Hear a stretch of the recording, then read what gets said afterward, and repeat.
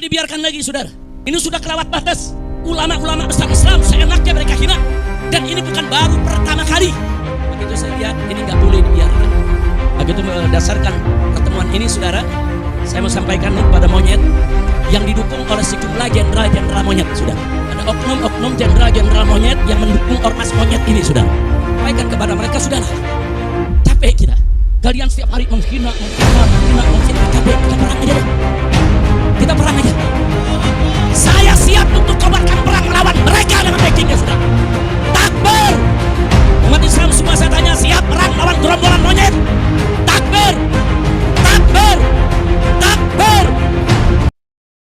Pemirsa pada Smart TV, malam ini kita akan mengupas tentang ultimatum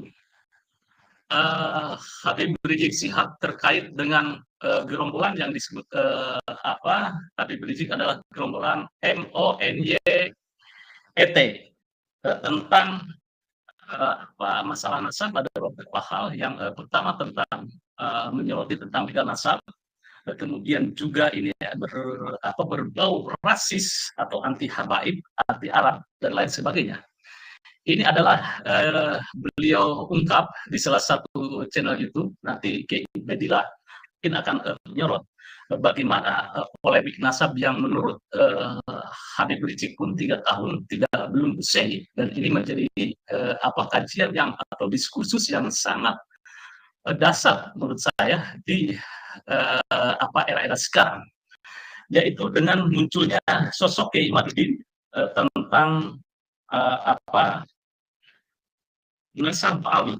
Ada beberapa tulisan, ini adalah bukunya salah satunya Kiai Imaduddin, yaitu menggugat ulama Nusantara menggugat nasab palsu. Di sini ada beberapa kajian historikalnya, ada fakta-fakta sejarah. Baik, saya langsung ke Kiai Ben.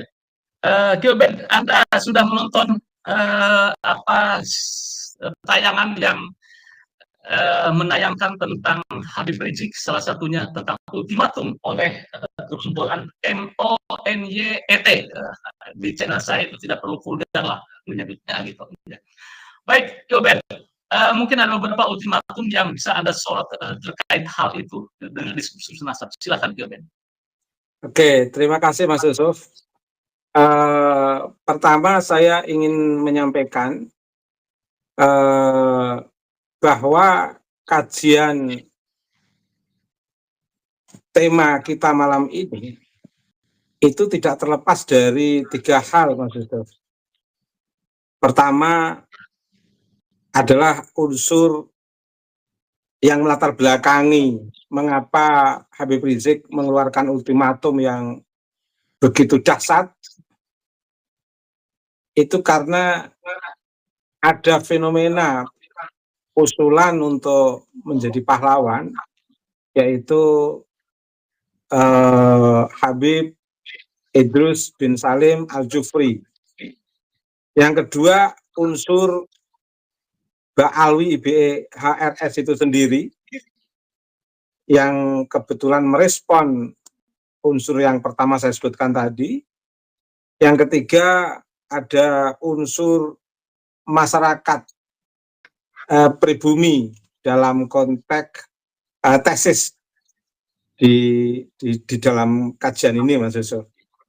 Lah, sebenarnya ketiga unsur ini itu berada dalam lingkaran kemanusiaan, keadilan, dan kesetaraan.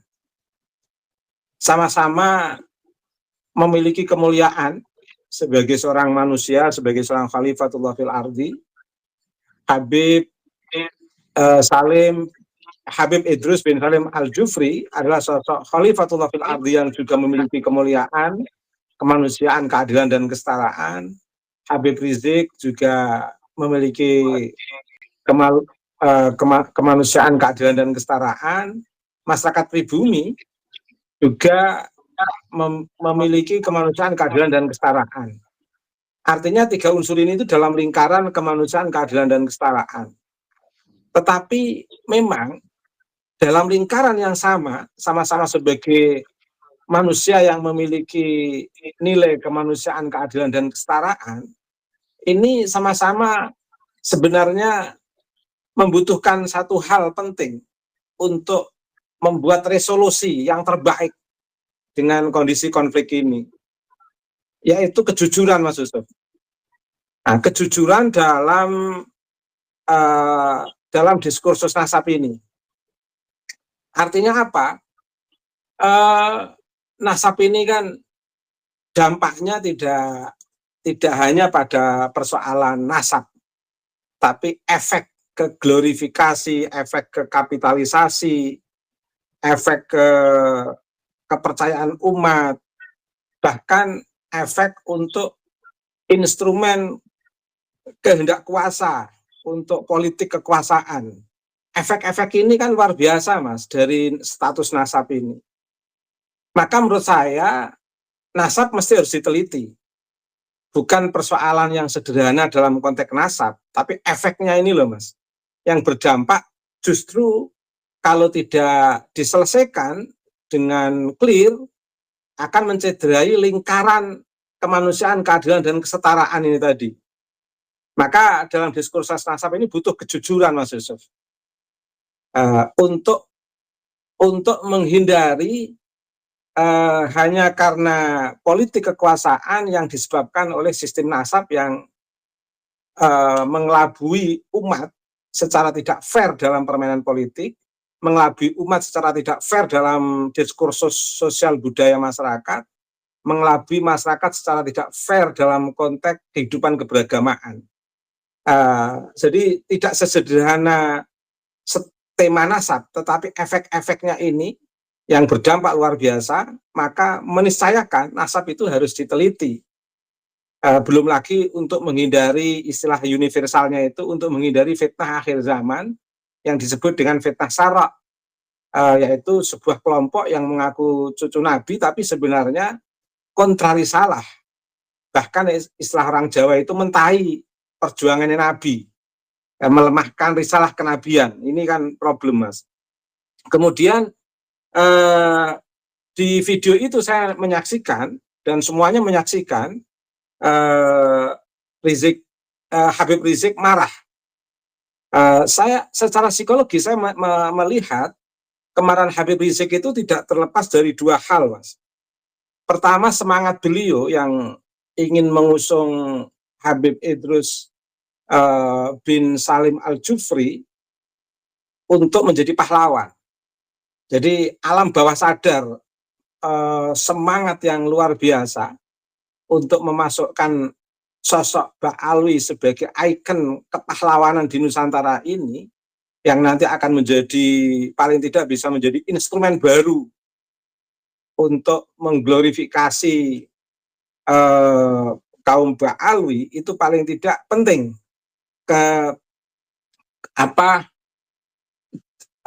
masuknya Habib Idrus bin Salim Al-Jufri menjadi pahlawan. Karena itu menjadi semangat tersendiri bagi Habib Rizik, yang notabene selama ini beliau itu belum mendapatkan cantolan kepahlawanan di negeri ini, sehingga gerakan-gerakan Habib Rizik itu butuh cantolan kepahlawanan sebagai ikon.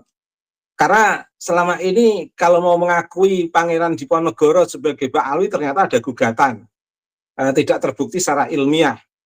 Mau mengatakan Patimura sebagai Mbak Alwi tidak terbukti secara ilmiah. Mau mengatakan pahlawan-pahlawan yang lain sebagai Mbak Alwi tidak terbukti secara ilmiah. Bahkan mau menjadikan KRT Sumodiningrat sebagai Mbak Alwi juga tidak terbukti secara ilmiah. Artinya ketidakterbuktiannya secara ilmiah ini kan melemahkan cantolan gerakan Habib Rizik yang selama ini memang menjadikan kenasaban sebagai ikon daripada gerakan di tengah sosial politik masyarakat Indonesia yang selama ini kita saksikan bersama itu, Mas Yusuf. Yang kedua, saya membaca kemarahan Habib Rizik itu karena didorong adanya ini, Mas, orang yang adanya sosok yang dianggap menyakiti, menodai orang yang selama ini telah dijunjung tinggi di lingkungan kalangan Ba'alwi, yaitu Habib Idrus bin Salim Al-Jufri, yang telah dikritik dengan bahasa yang seperti yang terpublish di beberapa sosial media oleh salah seorang di antara masyarakat pribumi, yang dikatakan ungkapan itu saya nggak enak mengungkapkan, jadi agak abstrak ini. Ya katakan awalan M dan akhiran T, katakan begitu Mas Yusuf.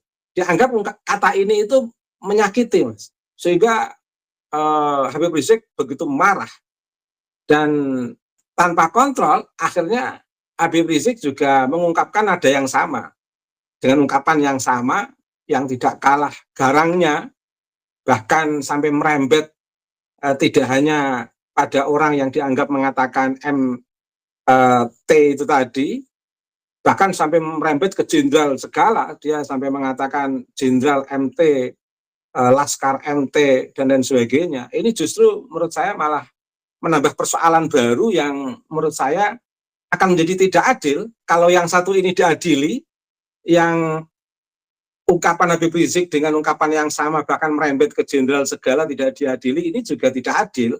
Kalau ini diadili ini juga harus diadili. Sama seperti sholat, Mas Yusuf. Ketika Mas Yusuf sholat dengan menyebut kata, hei kamu, terus kemudian saya mengatakan, Mas Yusuf, sholat kamu batal, otomatis sholat saya kan juga batal, Mas Yusuf. Jadi fairness-nya begitu. Kalau ingin jujur mengkasuskan seseorang yang mengungkapkan kata-kata yang tidak bijak, dalam tanda kutip buruk, otomatis dia jangan mengungkapkan kata yang sama. Karena kalau dia mengkasuskan orang dengan ungkapan yang buruk, kemudian dia juga mengatakan ungkapan yang sama, itu tidak fairness namanya. Sehingga kalau sama-sama masuk pengadilan, ya dua-duanya sama-sama masuk pengadilan, ibarat sholat sama-sama batal begitu. Itu Mas Yusuf. Dan yang jelas saya memahami ungkapan kemarin Habib Rizik dengan mengungkapkan kata yang tidak pantas untuk saya ungkapkan, yang berawalan huruf M dan berakhiran T, itu mukhotabnya sangat jelas, Mas. Mukhotabnya adalah orang-orang yang mengkritisi nasab. Sehingga kemarin Habib Rizik mengultimatum dengan ungkapan MT itu sebenarnya untuk semuanya yang mengkritisi nasab. Bahkan dia menuduh yang mengkritik nasab ini adalah sebagai sebuah gerakan yang rasis. Menurut saya tidak. Kajian tesis itu bukan kajian rasis, itu kajian akademik murni. Kajian rasis itu kalau misalnya Kiai Imad sejak dari awal melakukan gerakan, sasarannya adalah sistem kecemburuan antara ras Jawa dengan ras Ba'alwi, itu namanya rasis. Tapi Kiai Imad betul-betul melakukan kajian tentang duduk persoalan, mengungkap di balik yang tersembunyi, mengungkap siapa sebenarnya yang jujur dan siapa sebenarnya yang tidak jujur. Jadi mengungkap kejujuran dengan beberapa data, dan bahkan Mas Yusuf sudah punya karya Kiai Imad, itu namanya karya akademik. Dan ini akan menjadi konsumsi akademik. Hal yang sama misalnya Hegel, Plato, Aristoteles, kemudian Karl Marx mempunyai karya yang menyinggung penguasa, misalnya, itu sebenarnya tidak bisa dikatakan sebagai gerakan bugot, tapi gerakan ilmiah. Sehingga kalau saya membaca buku Karl Marx, itu tidak bisa dikatakan saya itu separatis, karena saya membaca buku karya ilmiah. Hal yang sama, Karl Marx tidak bisa dikatakan sebagai sosok yang separatis sekarang punya karya buku Des Kapital misalnya. Sama, Aristoteles punya karya etika, terus dia dikatakan sebagai rasis dengan etika-etika masyarakat, karena kecenderungan etika yang dipelajari oleh Aristoteles itu kan bersifat etik universal. Sehingga ketika ada sistem moral masyarakat, tersinggung dengan pembahasan etika Aristoteles, kemudian Aristoteles dikatakan rasis, tidak bisa begitu.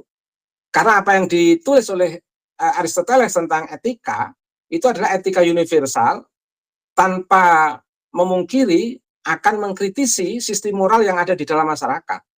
Sama, tesis Kiai Imad itu adalah etik universal tentang sebuah kejujuran dalam mengintisapkan diri seseorang pada orang tuanya, meskipun di situ bersinggungan dengan sistem moral, dalam konteks ini Ba'alwi.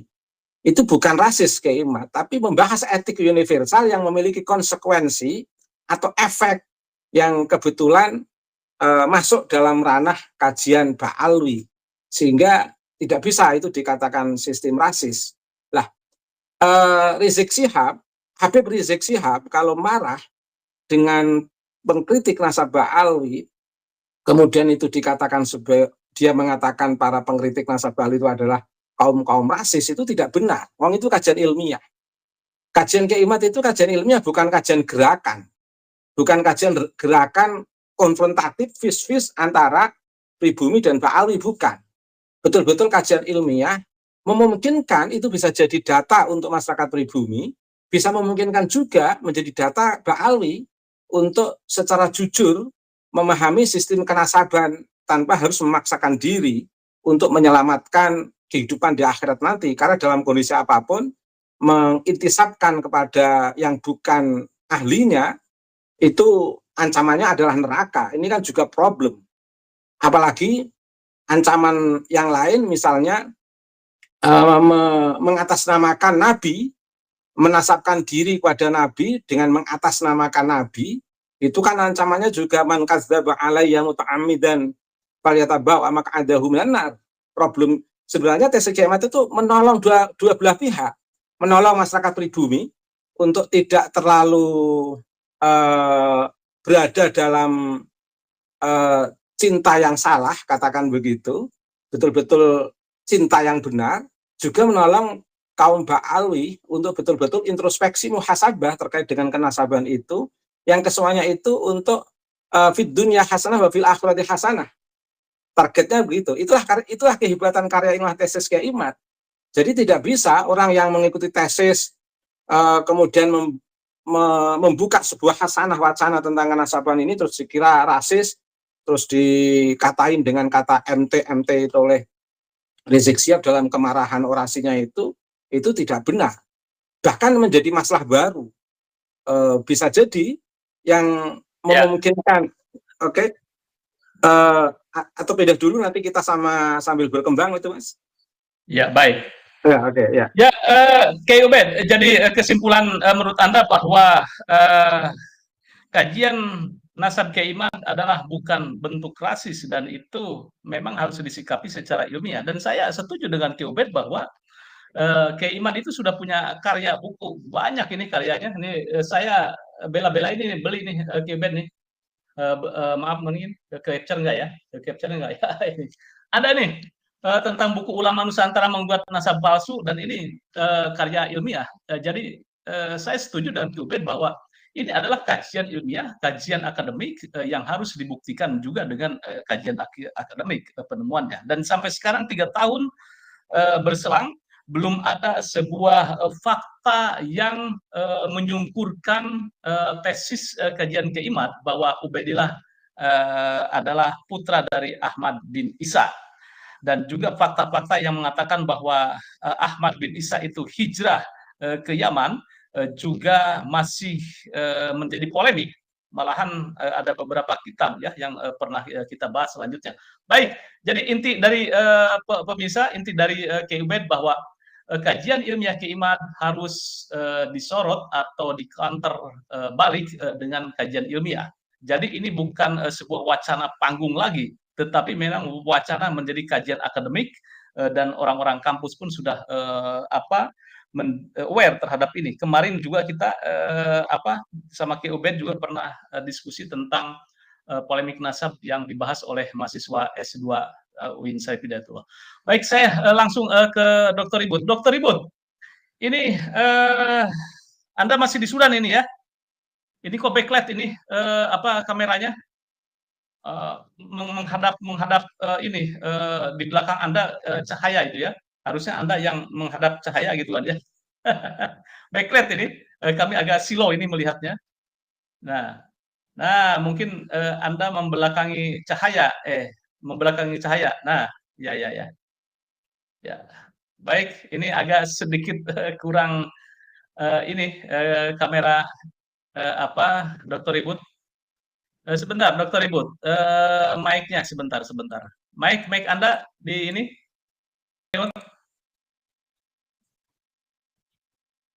Mic Anda bisa dihidupkan? Ya. Oke. Ya. Dokter Ribut. Oke, sudah. Bahwa Rizik Syihab mengultimatum gerombolan MONY-ET, yaitu begal nasab, kemudian juga bersikap rasis. Dan kalau kita lihat bahwa polemik nasab ini 3 tahun belum usai, gitu. Anda melihat bagaimana ultimatum Habib Rizik Syihab ini dengan kajian-kajian keilmuan. Tadi Kiai Baik mengatakan bahwa kajian ilmiah harus dibalas dengan kajian ilmiah, karena ini menyangkut pertanggungjawaban akademik. Silakan, sorry Bu. Ya, terima kasih. Bismillahirrahmanirrahim. Wassalatu wassalamu ala Rasulillah Muhammad bin Abdillah wa ala alihi wa sahbihi wa man walah. Ya, kembali lagi alhamdulillah, salam hormat saya untuk Kiai Dr. Ubaidillah. Ya, dan juga tentunya Pak Yusuf Mars yang tiada henti untuk menyuarakan bagaimana moderasi Islam di Indonesia ini. Ini saya mencermati perkembangan terakhir ya dari ultimatum ya Habib Rizik Syihab yang sampai menyuarakan kata-kata yang bagi kami, bagi kita semua ini kata-kata yang tidak pantas diucapkan, yaitu gerombolan monyet, dan juga yang lebih parah lagi yaitu kata-kata perang. Ya, kata-kata perang ini kan seolah-olah kekuatan intelektual ya, dunia akademik, diskursus ilmiah seolah-olah itu dilawan dengan otot ya. Maka ini nggak nyambung, otak dengan otot itu kan tidak balance, tidak seimbang. Ya, karena kebenaran itu kan suaranya lebih kuat, lebih nyaring daripada suara otot. Ya, tentunya ini yang perlu disadari oleh kalangan Ba'alawi sebagai bahan introspeksi, bahwa ya termasuk juga introspeksi bagi Habib Rizik sendiri, ya, yang dulu juga pernah mengatakan Gus Dur buta mata buta hati. Apakah kemudian Gus Dur mengadakan gerakan untuk perang? Kan juga tidak. Ya, beliau seorang Al-Karim, Ibnul Karim, ya, Jadul Karim, ya, itu, dan juga orang yang berjasa sedemikian besar, namanya harum setelah wafat. Waktu beliau masih hidup juga nggak mengajak perang, juga nggak mengajak untuk membalas.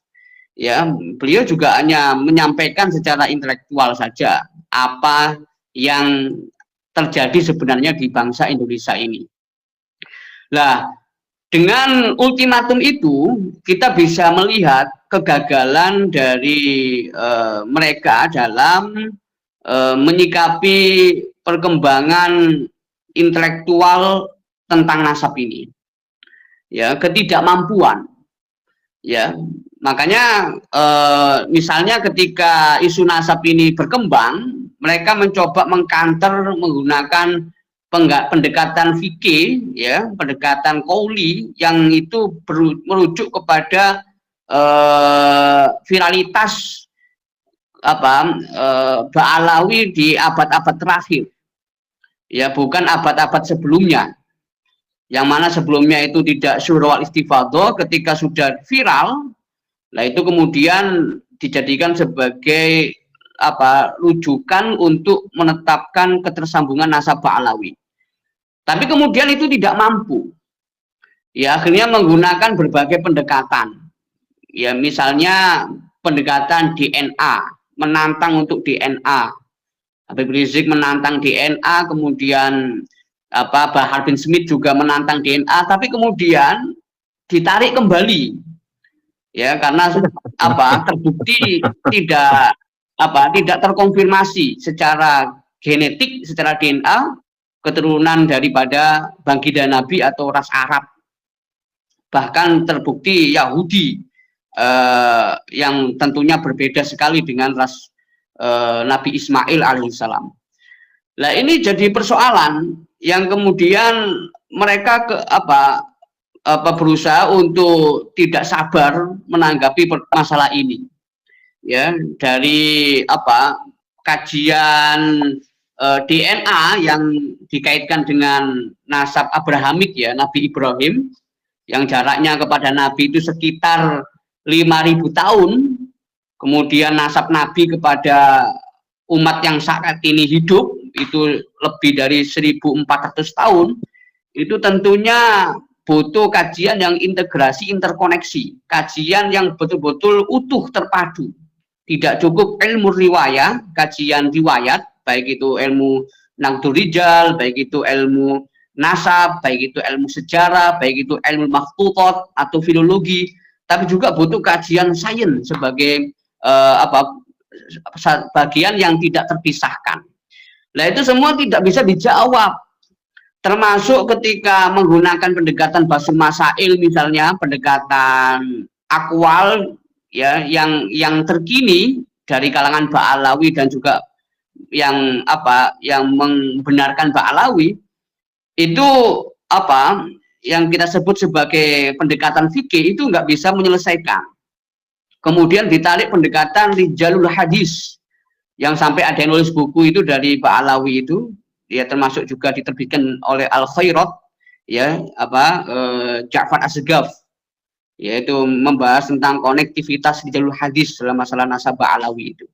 Itu kemudian juga gagal, dan kegagalan itu ketidakmampuan untuk membuktikan sumber-sumber primer dan sumber-sumber awal dari bukti yang diminta sebagai ketersambungan nasab, itu akhirnya yang dicoba adalah di framing bahwa yang tidak menyebutkan Ubaidillah sebagai anaknya Ahmad bin Isa itu merupakan kelompok Syiah. Itu framingnya begitu. Misalnya Al-Ubaidili itu di framing sebagai kelompok Syiah, sehingga wajar kalau tidak menyebutkan Ubaidillah bin Ahmad bin Isa al-Muhajir itu. Ya, karena Ubaidillah ini orangnya Sunni, sehingga wajar tidak disebutkan dalam kitabnya Al-Ubaidili walaupun diakui sebagai pakar nasab itu. Ya, termasuk juga misalnya Al-Imam Fakhruddin Ar-Razi, ya, yang menulis kitab Asy-Syajaratul Al-Mubarakah itu. Itu karena nggak menyebutkan kemudian diragukan, ya, bahkan didelegitimasi seolah-olah itu bukan Ar-Razi orang yang Sunni yang nulis, itu orang Syiah. Jadi diarahkan ke sana. Nah, ini kan juga sesuatu yang sangat aneh. Makanya dengan bukti-bukti yang telah dibahas bersama, ya, baik antara pihak Ba'alawi maupun pihak yang menulis tesis, itu ujung-ujungnya juga kembali lagi bahwa mereka tidak mau tokoh mereka diragukan. Walaupun kemudian mereka meragukan tokoh-tokoh yang dikutip oleh Kiai Imad dan para pendukungnya. Tentunya ini sesuatu yang tidak fair, tidak wajar. Walaupun Kiai Imad dan pendukungnya itu kajiannya itu seimbang, ya, seimbang dan betul-betul berbasis pada data, tidak berbasis pada sentimen. Ini kelompok mana, ini kelompok mana, ya. Jadi mereka ketika berhadapan dengan kitab Sejarah Mubarakah tidak mampu, mereka menuduh Syiah.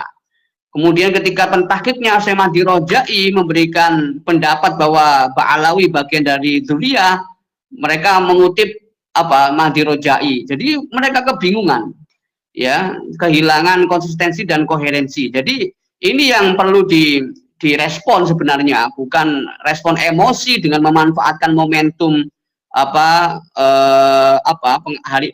pengangkatan sosok pahlawan nasional. Itu kan cuman tunggangan aja karena tidak mampu menjawab, ya, tunggangan saja karena tidak mampu menjawab, pelampiasannya di situ. Jadi tidak perlulah, ya, apalagi kalau sampai mengaku-ngaku sebagai dzurriyyah, kan tahu sendiri bagaimana Sayyidina Ali itu. Ya, Sayyidina Ali itu luar biasa, beliau itu kan selalu mengingatkan jangan sampai politisasi agama, memanfaatkan umat untuk kepentingan pribadi atau kelompok atau untuk kekuasaan atau untuk materi atau untuk lain-lainnya. Tapi perjuangkan agama ya itu adalah sesuai dengan apa? Sesuai dengan tujuannya, tujuan agama itu sendiri. Maka Sayyidina Ali dulu kan pernah mengingatkan Muawiyah itu supaya tidak mempolitisasi agama dengan kata-kata hindari apa? Kebenaran untuk tujuan kebatilan. Kalimatu haqqin urida bil batil. Makanya kalau sampai tidak mampu menjawab secara ilmiah, kemudian sampai bahas-bahas masalah ngungkit-ngungkit soal perang, wah ini namanya kalimatu haqqin urida bil batil. Ya, bahkan bukan hanya kalimatu hak, itu sudah kebatilan itu sendiri. Ya, kebatilan itu sendiri karena ini ranahnya memang ranah ilmiah. Bukan karena ranah kebencian, ya, bukan ranahnya sentimen lain-lain, bukan karena Kiai Imad pendukungnya itu Wahabi, bukan karena Kiai Imad dan pendukungnya itu Syiah, tapi Kiai Imad ini betul-betul meneliti dan menemukan, dan penemuannya sampai saat ini ya belum terbantahkan. Ya, dari literatur primer yang disampaikan oleh Kiai Imad, yang kemudian beliau menyimpulkan viralitas atau syura wal istifadhahnya Ba'alawi itu sebagai sosok atau kelompok atau klan yang punya nasab tersambung kepada Nabi itu sejak abad ke-9 Hijriah sampai abad sekarang. Sebelumnya tidak. Seandainya mengutip misalnya ya Ja'far As-Sagaf itu dalam bukunya Konektivitas Jalul Hadis itu juga mengutip Imam As-Sakhawi, yang mana Imam As-Sakhawi itu menyebutkan nama-nama dalam kitabnya dalam kitabnya Audhaul Lami itu ya juz ke-9 itu ketika menyebutkan nasab Abdullah, kemudian setelah itu menyebutkan nama Ubaidillah bin Ahmad bin Isa al-Muhajir. Ya, kata-kata Ubaidillah ini tentunya lagi-lagi ya Ja'far As-Sagaf juga menulis adanya faktor di situ. Misalnya pembelaan Imam As-Sakhawi kepada orang-orang Yaman yang bermadzhab Syafi'i. Jadi ada sentimen-sentimen seperti itu. Ya, artinya sentimen-sentimen apakah ini Syiah, Zaidiyah, apakah ini Sunni dan seterusnya, itu sentimen-sentimen itu mewarnai dalam penelitian Ja'far As-Sagaf ya dalam riset masalah nasab ini. Mestinya itu harus dijauhkan karena memang ketika orang itu pakar dalam masalah nasab dan memang rujukannya itu adalah muktabar ya, rujukannya itu kredibel dan buat acuan, ya selesai tanpa melihat ini dari kelompok mana. Itu adalah kejujuran ilmiah seperti itu. Ya, sikap insaf, sikap objektif itu seperti itu. Ya, bukan diambil sesuai selera. Nah, ini yang jadi problem, jadi masalah. Ditambah lagi ya dari mulai sejak awal perkembangan Ba'alawi di Indonesia itu kan selalu membawa nama Ahlul Bait yang kemudian secara riwayat itu benar tapi secara makna itu disimpangkan. Ya, Ahlul Bait itu dimaknai secara dalam arti dzurriyyah, dimaknai cucu, dan itu sangat jauh sekali dari penafsiran hadis, pendekatan hadis, jauh sekali dari pendekatan ulama-ulama Ahlussunnah wal Jamaah sendiri. Ya, kalau mau bergeser oke lah zaujatun Nabi, istri-istri Nabi itu dimasukkan. Tapi yang kuat yaitu makna hadis dengan hadis itu yang kokoh itu adalah Ahlul Bait ya 5 sosok tersebut, bukan mencakup dzurriyyah. Tapi dari penyimpangan makna itu mereka selalu mengatakan saya bisa memberikan syafaat kepada orang lain, saya bisa menjamin memasukkan orang ke surga dan sebagainya. Itu luar biasa. Penyimpangan yang berantai. Padahal Nabi sendiri itu dalam hadis itu kan disebutkan ya, yang diriwayatkan oleh Imam Muslim mengatakan la yudkhilu ahadan minkum amaluhu al-jannata wala yujiruhu minan nari wala ana, kata Nabi itu, wala ana illa bi rahmatin minallah. Ya, Nabi sendiri mengatakan nggak ada orang yang bisa masukkan ke surga kecuali amalnya, termasuk menjauhkannya dari neraka kecuali amalnya, termasuk saya, kata Nabi itu, illa bi rahmatin minallah, kecuali karena rahmat Allah. Apalagi sampai nanti kalau kamu nggak menghormati habaib, kamu tidak mendapat syafaat, ya, kamu nggak akan masuk surga dan sebagainya. Nah ini framing ini beredar luas dan korbannya juga banyak. Dan dari tesis Kiai Imad itu, ya, itu kan muncul dampak-dampak positif. Ya, memang ada kegaduhan itu sebagai konsekuensi kayak begini, kegaduhan itu konsekuensi. Tapi ada dampak-dampak yang positif. Ada 4 yang saya pahami itu. Yang pertama, dampak penyelamatan masyarakat, ya, penyelamatan umat yang dulu jadi korban dawir, ya, korban eksploitasi, diminta istrinya untuk dinikah, ya, korban lain-lain lah, ya, pemalakan dan seterusnya, itu glorifikasi dan seterusnya, itu alhamdulillah berkurang, ya, ada dampak penyelamatan. Jadi mereka sekarang tidak minta iuran, tapi framingnya itu datang ke pengajian ngasih duit, ya, ngasih duit ke anak-anak kecil, itu alhamdulillah itu jadi manfaat. Jadi membalik tudingan itu, alhamdulillah, yang penting masyarakat itu selamat, ya. Jadi ini yang menjadikan sebab kenapa NU kultural itu senang dengan tesis Kiai Imad, dengan kajian nasab ini, karena emang ada manfaatnya di lapangan, ya. Kalau kalangan elit kan mungkin nggak dipalak, tapi yang kalangan menengah ke bawah ini yang dipalak-palak itu yang kemudian, ya, merasakan secara langsung. Karena saya sendiri pernah dipalak 2 kali, tapi saya nggak ngasih, ya, oleh orang yang mungkin nganggap saya polos, nggak tahu dari asalnya dari Pasuruan, markasnya Habaib Ba'alawi, barangkali begitu, barangkali, ya. Tapi saya tidak sepolos itu, ya, karena saya kasih kitab saya itu dilempar, nggak dibaca, judulnya pun nggak dibaca, dilempar ke atas gitu, ya, bukan dilempar, naruh tapi agak dilempar sedikit gitu, itu kayak nggak ada kehormatan sama sekali. Padahal itu kitab yang saya tulis oleh ulama, yang dikarang oleh ulama Madinah, ya, membahas tentang pendiri tarekat Samaniyah, Syekh Abdul Karim Al-Madani As-Samman. Beliau itu memang ulama mazhab Syafi'i.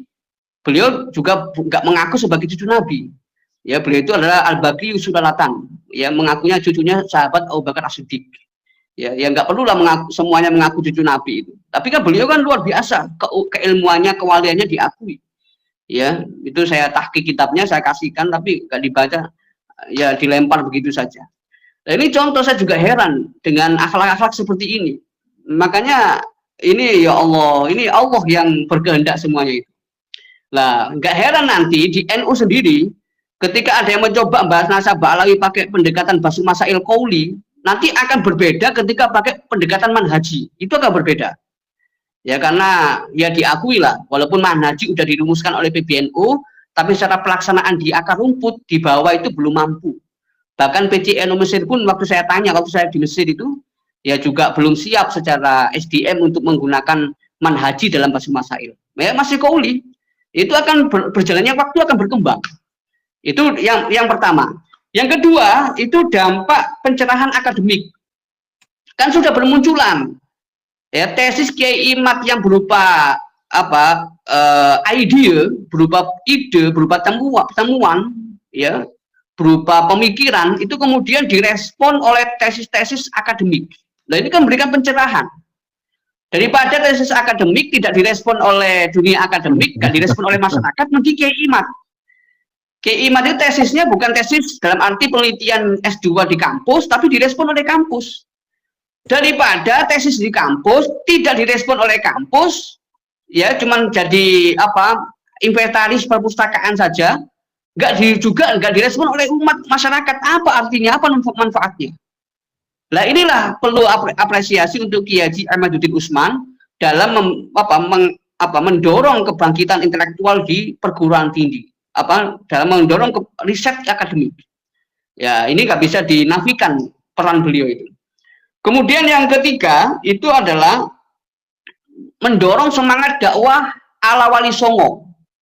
ya, dakwah-dakwah yang apa, yang kultural, dakwah-dakwah yang tepo seliro, dakwah-dakwah yang bil hikmah, dakwah-dakwah yang apa, betul-betul mengakar dari akar budaya Nusantara. Nah ini kembali semangat lagi, ya, dari kalangan NU kultural, di samping juga NU secara struktural tentunya sudah menjadi kewajiban atau khidmah peradaban dalam masalah ini, tapi NU kultural juga demikian, mereka mendapatkan semangat lebih dengan adanya apa tesis ini. Karena apa? Ya Pak, politik identitas yang dipakai oleh Pak Alawi itu, dengan baju yang berbeda ala-ala Yaman, putih-putih seperti itu, ya, dengan ceramah yang teriak-teriak, ya, kayak orang Arab yang ada di gurun pasir, ya, kan berbeda. Kalau kita kan ada di masjid, bukan di gurun pasir, masa teriak-teriak seperti itu, ya, berbeda dengan tradisi Arab yang suka perang yang sampai sekarang, walaupun kemudian udah nggak perang, itu udah berusaha untuk diminimalisir, bukan lagi antara Islam sama Islam, tapi Islam sama Yahudi, malah apa, Habib Rizik malah ngajak perang Islam sama Islam. Ini kan sudah tidak apa, sudah ketinggalan zaman, ketinggalan jauh. Di Arab sendiri udah capek Islam sama Islam itu, udah ngerti lah kalau dipermainkan oleh Zionis itu, diadu domba. Ya, kalau ini jangan sampai lah, polemik biarlah berjalan, ya, itu memang keniscayaan, karena diskusi nggak akan selesai sampai hari kiamat. Itu saya diomongin begitu sama Kiai Said Abdul Sirot waktu ketemu beliau itu. Ya, oke. Jadi nggak akan selesai polemik itu sampai kapanpun, memang begitu. Siapa yang, kita nggak ada yang bisa berani mengkafirkan Ibnu Rus, nggak ada. Walaupun mengkritik Al-Ghazali sampai mengatakan bahlul, sampai mengatakan kafir itu. Termasuk sebaliknya Al-Ghazali juga demikian. Ya, kita itu warisan intelektual yang harus kita jaga. Biarkan nanti kesadaran umat di masa mendatang itu yang akan apa, merangkai bagaimana roda kehidupan, bagaimana peradaban itu yang ideal itu bagaimana, tanpa harus diwarisi dengan kebencian, dengan perang, nggak perlu lagi. Ya. Nah, ini lebih singkat lagi Pak Yusuf.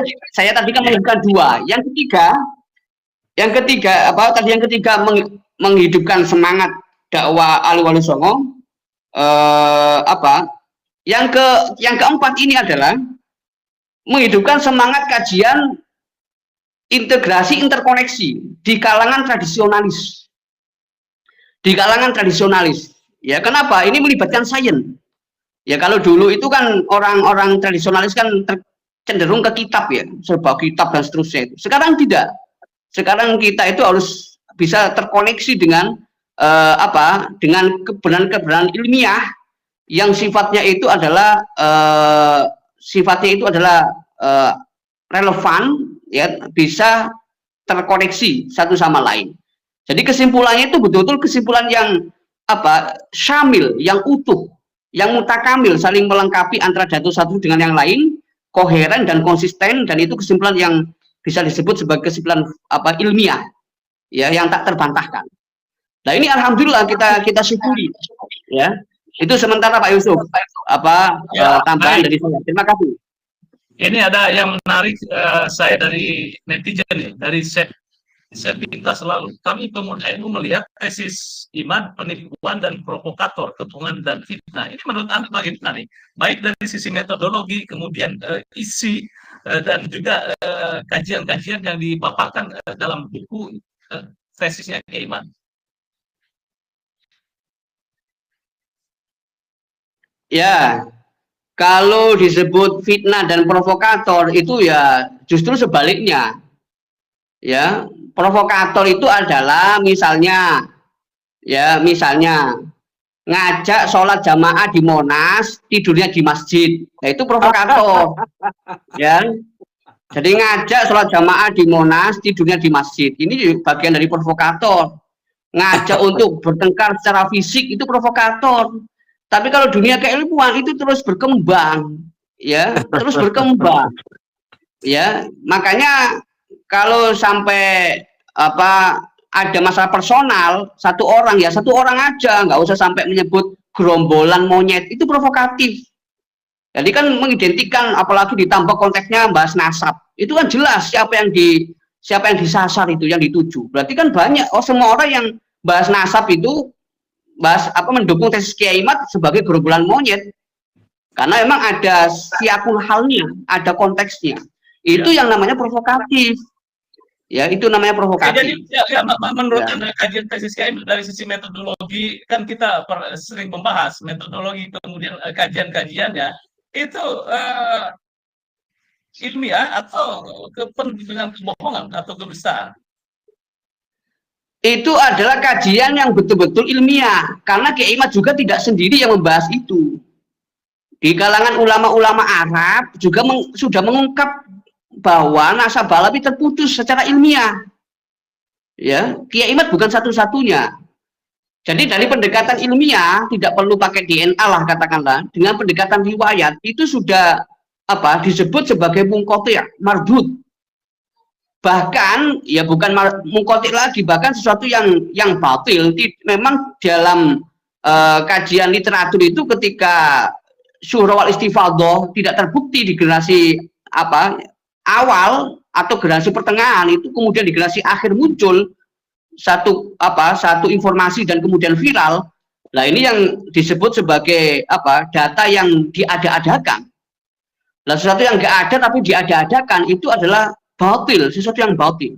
Wal batilu ila zawal, dan kebatilan itu tetap akan kalah, ya bukan kalah oleh siapa-siapa, ya kalah oleh dirinya sendiri. Idza ja'al haqqu wa zaqal batil innal batila kana zahuqa. Lah kajian-kajian riwayat juga demikian. Misalnya masalah mungqati' itu ditinjau dari apakah itu berita yang mu'allaq, ya, ingqita' min awali sanad, terputus dari awal sanadnya misalnya, atau dari segi mursalnya ingqita' min akhir sanad misalnya, dari segi mungqati'nya ingqita' min asna'is sanad biwahidin faqat, dengan satu jalur saja misalnya, atau yang terakhir misalnya ingqita' min asna'is sanad bisna ini fa'aksal ala tawali, dua jalur atau lebih itu terputus misalnya. Nah, ini jelas berabad-abad, ya, itu tidak ada data yang menyebutkan itu, ya. Misalnya kalau dipaksakan dari kalangan Ba'alawi sendiri memunculkan nama itu, kemudian didukung misalnya dari ahli fikih, ya, misalnya Imam Sakhawi menyebutkan nama Ubaidillah di abad 9, ya, bukan abad-abad sebelumnya. Itu Imam Sakhawi itu kan beliau itu adalah mengcompile. Jadi beliau itu sebagai ahli fikih, beliau itu mengumpulkan riwayat. Yang kemudian persoalannya apakah Imam Sakhawi menyebutkan? Tidak, dalam kitabnya beliau nggak menyebutkan sumbernya dari mana. Jadi banyak nama-nama yang dikompilasi berjilid-jilid oleh Imam Sakhawi itu, beliau juga tidak menyebutkan sumbernya dari mana. Sedangkan nasab itu menyangkut menyangkut validitas data berabad-abad sebelumnya sosok Ubaidillah tersebut. Nah, apakah sosok Ubaidillah tersebut itu secara ilmiah bisa dikatakan ada? Nah, terbukti belum ada yang membantah itu. Kemudian di framing lah pakai pendekatan di jalur hadis. Oh, ini Syiah misalnya, ya, di framing itu Syiah. Kemudian pendekatan fikih, di framing itu Wahabi itu, Kiai Imad itu, dan seterusnya. Kan jadi repot pakai framing begitu. Nah, artinya belum ada jawaban sampai sekarang sehingga bisa dikatakan benar secara ilmiah sampai ada yang menentangnya. Oke. Ya, begitu Pak Yusuf. Baik, jadi menurut Anda bahwa kajian Kiai Imad atau buku katakanlah banyak buku, kemudian kajian nasab Kiai Imad memenuhi standar ilmiah yang oleh sebagian orang justru sebaliknya itu berisikan kebohongan, kemudian fitnah dan juga kedustaan yang dibahas oleh Kiai Imad. Tadi Pak Bisa pada suatu ini sudah dibahas oleh Dr. Ribut. Ini masih di Sudan ya ada ya? Ya, masih. Ya, mau di kapan ini keluar? Oh ya, saya nanti pertengahan April di Jakarta, nanti ke Jawa Timur. Oh, luar biasa, masih betah di Sudan itu ya. Ini sebentar lagi buka puasa ya di Sudan ya. Ya, pemirsa, tadi dari sisi metodologi juga Kiai Imad waktu kajiannya menurut Dr. Ribut adalah memenuhi standar ilmiah dan juga berimpact positif. Adapun kegaduhan itu hal yang biasa ketika terjadi kejutan-kejutan baru di masyarakat. Baik, Kilben, ini menarik ini. Kajian keiman banyak yang muncul sekarang itu persepsinya, opini yang mengatakan bahwa itu dusta itu yang dibahas atau fakta-fakta yang dibahas oleh kajian nasab atau buku yang keiman adalah dusta dan penuh kebohongan. Ini sejauh yang Anda teliti ya sebagai seorang dosen ya filsafat Islam di UIN, ini bagaimana standar ilmiah kajian keiman tentang mazhab ini? Oke, terima kasih Mas Yusuf. Secara metodologis Mas Yusuf, kita itu bisa memahami bahwa itu ilmiah atau tidak. Itu paling tidak kita ukur dengan 4 instrumen penting Mas Yusuf. Yang pertama dari aspek keberlangsungan keilmuan. Artinya dalam konteks keberlangsungan keilmuan itu keiman itu tidak berdiri sendiri. Ada keberlanjutan dari karya-karya sebelumnya yang juga membahas hal ini. Termasuk yang secara spesifik bahas tentang Ba'alwi itu tidak sendirian keiman. Ini artinya kan ada prinsip korespondensi, ada prinsip keberlangsungan dari karya-karya sebelumnya sampai pada Kiai Imad. Bahkan pasca tesis Kiai Imad itu juga ada keberlangsungan dalam bentuk tesis dan lain sebagainya itu Mas. Bahkan memiliki keberlangsungan dalam diskursus yang sangat ketat seperti yang juga malam ini kita perbincangkan. Seperti yang tadi disampaikan oleh Dr. Ribut itu kan sesuatu yang sangat luar biasa. Itu kan bagian daripada keberlangsungan pemikiran Mas. Bukan marah-marah, provokatif dan lain sebagainya Mas. Ini yang pertama. Yang kedua, ada teori yang bisa diukur dengan fakta Mas Yusuf. Nah, Kiai Imad itu memiliki beberapa kaidah yang bisa diukur dengan hal yang sangat ada fakta. Sementara yang mengatakan antitesis Kiai Imad lah atau yang berbeda dengan Kiai Imad, mereka itu berhenti pada kaidah. Tidak adanya sesuatu bukan berarti tidak ada. Ini kan permainan retorika ini Mas. Kalau ini berhenti pada sebuah prinsip retorik, tidak diukur secara faktual, berarti kan tidak ilmiah. Sementara Kiai Imad tidak berhenti pada konsep teoritis, tetapi bagaimana konsep teoritis itu juga dibuktikan dengan data di lapangan. Itu fungsi daripada kajian historis, dan itu ada dalam kriteria karya Kiai Imad Mas Yusuf. Yang ketiga, tentu nalar, rasional. Contoh begini Mas Yusuf, saya pernah ditanya kepada beberapa teman dosen, Kang Obed, dalam beberapa diskursus nasab, jenengan saya lihat tampil di Pada Suka, selain mungkin karena teman lama, berapa buku yang dibaca? Saya ditanya begitu Dr. Ribut. Saya jawab, sampai detik ini saya belum pernah membaca buku nasab. Lah, kok bisa membangun argumentasi? Iya, karena langsung merujuk ke Imad. Nah, bagaimana mengukur kebenarannya? Pakai nalar. Seperti ketika saya lihat kursi itu patah, tentu saya akan menyimpulkan kursi itu patah. Kalau kursi itu tidak patah, saya akan mengatakan kursi itu tidak patah. Dan saya akan salah ketika saya mengatakan kursi tidak patah, saya katakan kursi itu patah. Artinya apa? Secara rasional, saya itu sudah bisa mengukur. Kalau namanya orang mengaku si A putranya si B, itu harus ada data.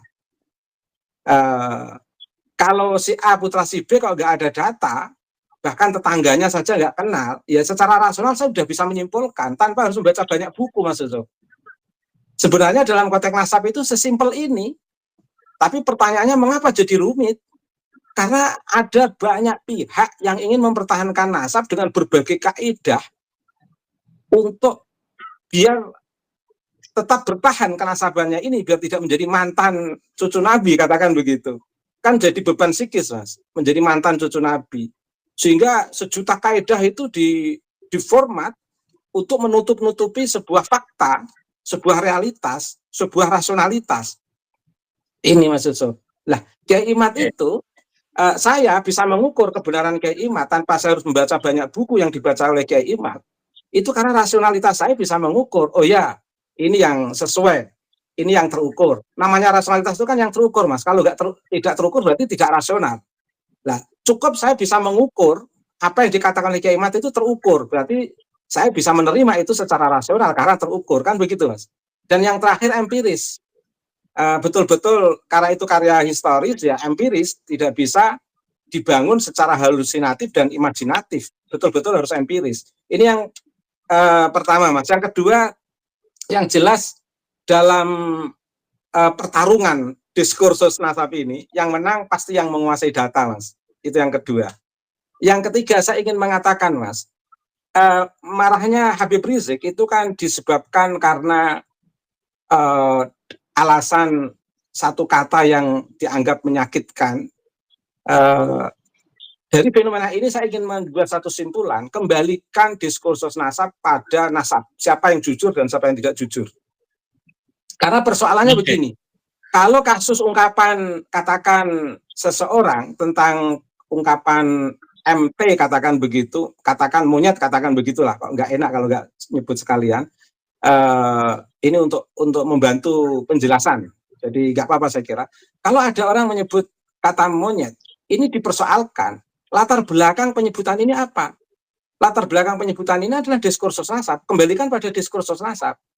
Sebelum membahas satu kata monyet, kembalikan pada dasar diskursus nasab ini.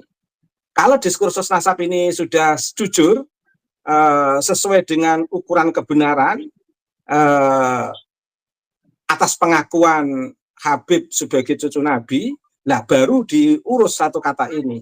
Karena yang menyebabkan munculnya framing baik dari kelompok muhibin maupun dari kelompok masyarakat luas itu kan dasarnya kan karena nggak ada data itu, Mas. Maka muncul framing-framing. Nah, untuk menghentikan framing-framing ini, kalau daripada pengadilan itu mau mengadili seseorang dengan istilah monyet, lebih baik kembalikan pada diskursus nasab dulu, nanti baru kasus ini dipermasalahkan. Saya kira itu, Mas Yusuf, yang strategis dalam sebuah resolusi konflik ini, Mas. Terima kasih, Mas Yusuf. Ya, Dr. Ibu, ini ada kritik juga ini. Saya tadi ada terlewat jauh gitu aja. Ini intinya mempertanyakan peran PBNU, kok diam-diam saja polemik nasab. Itu dari netizen. Yang kedua, mungkin ini polemik nasab ini saya setuju bahwa dengan bahwa siapa yang menguasai data fakta itu akan yang memenangkan pertarungan, bukan sebuah framing. Kalau framing pasti itu akan lewat begitu saja. Dan kajian nasab Ba'awi ini yang dilakukan oleh Kiai Imad 3 tahun ini masih terus menjadi hot topic ya di berbagai media, dan malah bergeser lagi tidak lagi menjadi sebuah isu yang yang biasa, tetapi isu-isu kampus juga mulai melirik, kemudian juga beberapa akademisi melirik. Ini bagaimana menurut Anda? Silakan.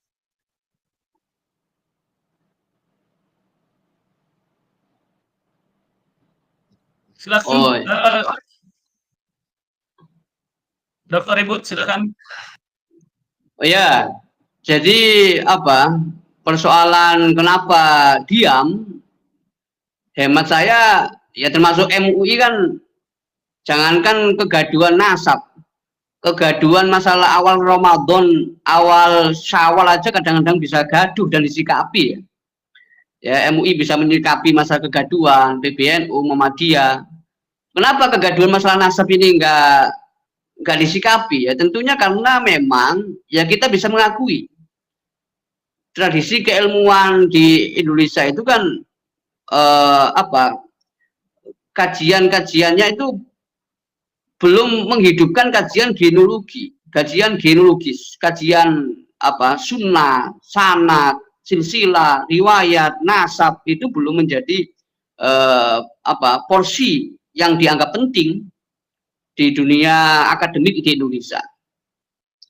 Sehingga wajar ada terjadi shock ya, merasa ini sesuatu yang susah untuk dijawab, akhirnya dilihat tingkat pentingnya, ini penting apa enggak? Misalnya tingkat urgensitasnya itu seperti apa? Kalau ditanggapi misalnya oleh setingkat ormas ya, entah PBNU, entah Muhammadiyah, kemudian apakah bisa dikendalikan pihak yang tidak terima itu? Nah, makanya ini memang perjuangan yang berat sekali. Artinya berat itu ya memang betul-betul membutuhkan energi pikiran agar bagaimana tidak sampai terjadi kontak fisik. Karena apa? Karena mau nggak mau secara representatif ya, secara fardhu kifayah harus ada ulama, intelektual, cendekiawan yang menyuarakan hal ini, karena ini menyangkut nasab Nabi yang paling mulia. Yang kedua, ketika sudah terbukti secara ilmiah ada pemalsuan dan didukung oleh penyesatan-penyesatan, ya misalnya menyelewengkan Ahlul Bait itu sebagai cucu, kemudian dikaitkan dengan masalah jaminan masuk surga oleh Habib, dan seterusnya, itu kan nggak bisa didiamkan. Jadi ulama harus bersuara, kalau tidak secara organisasi, secara struktural, ya secara kultural harus bersuara. Kalau tidak, ya nanti sama dengan kita membiarkan umat Islam dari kalangan awam ini terus-terusan jadi korban. Nah, kita nggak terasa ternyata suara-suara yang bersumber dari personal, dari ulama-ulama yang tidak mewakili ormas itu memberikan dampak positif. Ya, dampak positif. Ya, berharaplah nanti misalnya dari PBNU betul-betul mengadakan bahsu masail misalnya.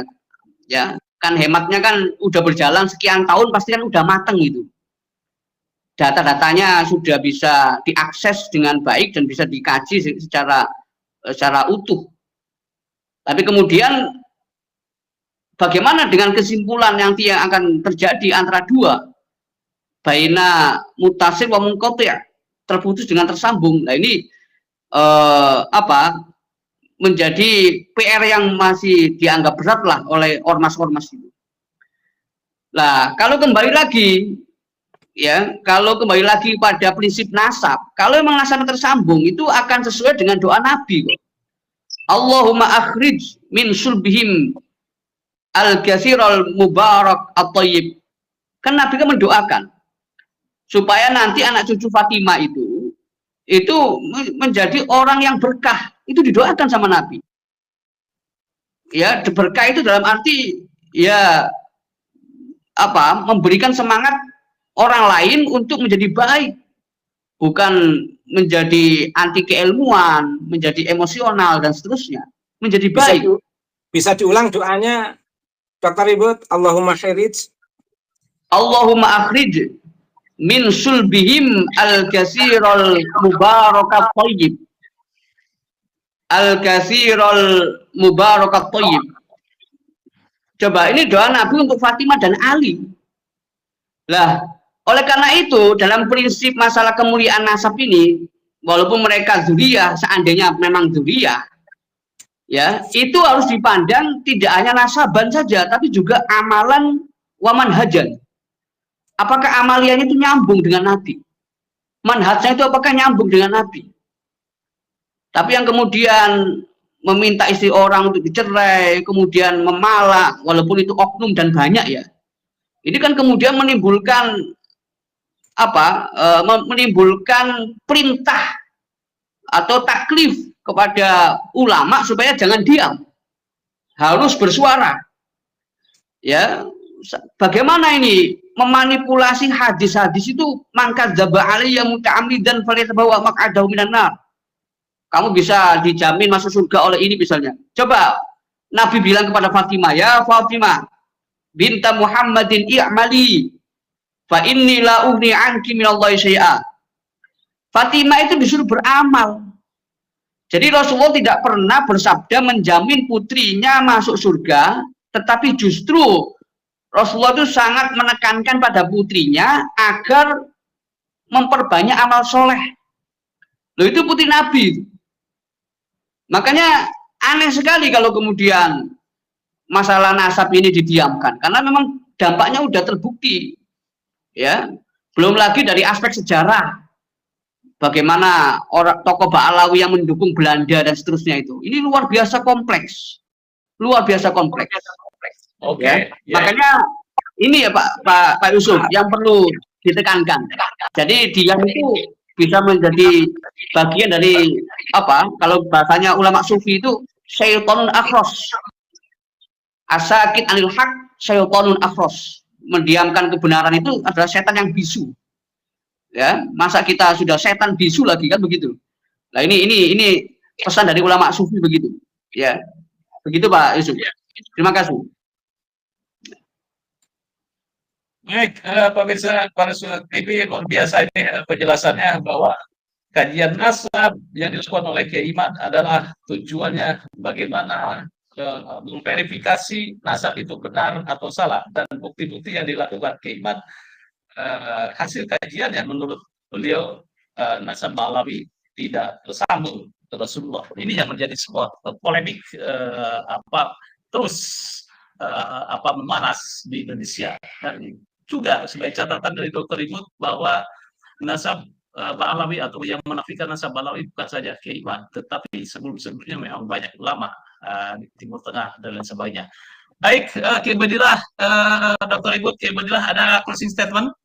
Closing statement saya dalam bentuk puisi boleh, Mas Yusuf? Silakan.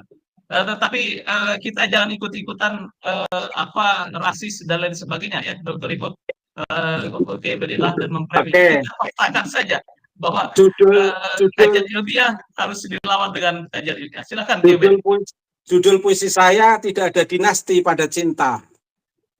Maulaya, ketertambatan hati Abu Zar Al-Ghifari melepaskan dinasti zamannya. Dengan jejak cinta Hasan Al-Basri, Ibrahim bin Adham, Rabi'ah Al-Adawiyah, Malik bin Dinar, Wasi Al-Muhasibi, Zunnun Al-Misri, Abu Yazid Al-Bustami, Junaid Al-Baghdadi, Abu Mansur Al-Hallaj, Abu Hamid Al-Ghazali, Abdul Qadir Al-Jilani adalah jejak perjalanan Darwis, melepaskan kehendak memasuki kehendakmu, melepas batas ruang dan waktu, menyirami kesuburan bumi manusia, menjaga jalinan cinta, keanekaragaman makhluk bumi. Terima kasih, Mas Yusuf. Luar biasa ini puisinya. Baik, Dokter, ada closing statement sebelum kita sudahi? Ya, jadi kita akui memang kajian nasab Ba'alawi ini muncul sebagai kreasi di Hadramaut, dan kreasi nasab Ba'alawi ini akan berakhir di Nusantara kalau sampai tidak ada yang membantahnya. Allah. Yang kedua, ya, yang kedua, saya mengutip perkataan Sayyidina Ali karamallahu wajhah wa radhiyallahu anhu. Beliau Sayyidina Ali itu pernah mengungkapkan begini, man kana muftakhiran bil mali wan nasabi wa innama fakhruna bil ilmi wal adabi. Orang yang suka membangga-banggakan harta dan nasabnya, tapi sesungguhnya kami adalah orang yang bangga dengan ilmu dan tata krama. Ini Pak Yusuf. Ya, terima kasih. Terima kasih, Dr. Ibu. Selamat berbuka puasa ini di Sudan, dan Kiai Badillah Tamam dan juga para netizen. Saya berharap nanti Kiai Imad juga hadir nih. Apalagi nanti kalau podcast live bersama Habib Rizik. Waduh, ini kayaknya seru sekali ini. Ya, bagaimanapun kajian nasab Kiai Imad 3 tahun belum juga usai reda, alih-alih mereda, justru sebaliknya kajian nasab Kiai Imad semakin menyala, kalau istilah netizen sekarang ini anak muda. Terima kasih Dr. Ibu dan Ki Budila. Kajian Kiamat plus minusnya menyertai polemik atau perdebatan ilmiah di Nusantara.